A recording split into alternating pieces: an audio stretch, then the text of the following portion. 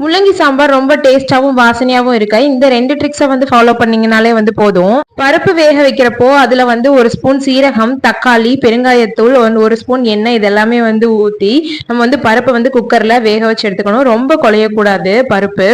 அதுக்கப்புறம் சாம்பார் வைக்கிற பாத்திரத்துல 2 ஸ்பூன் எண்ணெய் ஊத்திட்டு கடுகு, உளுந்து, வெந்தயம், சீரகம், வரமிளகா இதெல்லாம் கிள்ளி சேர்த்ததுக்கு அப்புறம் முள்ளங்கியை வந்து நல்லா ஸ்லைஸா வந்து கட் பண்ணி நல்லா முள்ளங்கியை வந்து ஒரு 5 நிமிஷம் எண்ணெயிலே வந்து வதக்கணும். அப்பதான் முள்ளங்கியோட பச்சை வாசனை வந்து போகும்.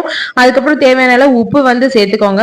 இப்போ கொஞ்சம் தண்ணி வந்து சேர்த்துட்டு முள்ளங்கி வந்து நல்லா தண்ணியில வந்து வெந்ததுக்கு அப்புறம் சாம்பார் பொடி 2 ஸ்பூன் வந்து ஆட் பண்ணிக்கோங்க. ஆட் பண்ணிட்டு தேவையான அளவு தண்ணி வந்து ஊத்திட்டு நல்லா அதை வந்து கொதிக்கணும். கொதிச்சதுக்கு அப்புறம் முள்ளங்கி வெந்துடும். முள்ளங்கி வெந்த அப்புறம் புளி கரைச்சல் தண்ணியை வந்து இதுல வந்து ஊத்திட்டு நல்ல ஒரு ஸ்மெல் வந்து வரும். இப்போ வந்து பருப்பு நம்ம ரெடி பண்ணி வச்சிருக்கிறோம்ல அதையும் வந்து இதுல வந்து சேர்த்து நல்லா வந்து கொதிக்க விடுங்க. கொதிக்கிறப்போ பெருங்காயத்தூள் கொஞ்சமா ஆட் பண்ணிட்டு கருவேப்பிலை, கொத்தமல்லி தூவி இறக்குனீங்கன்னா சுவையான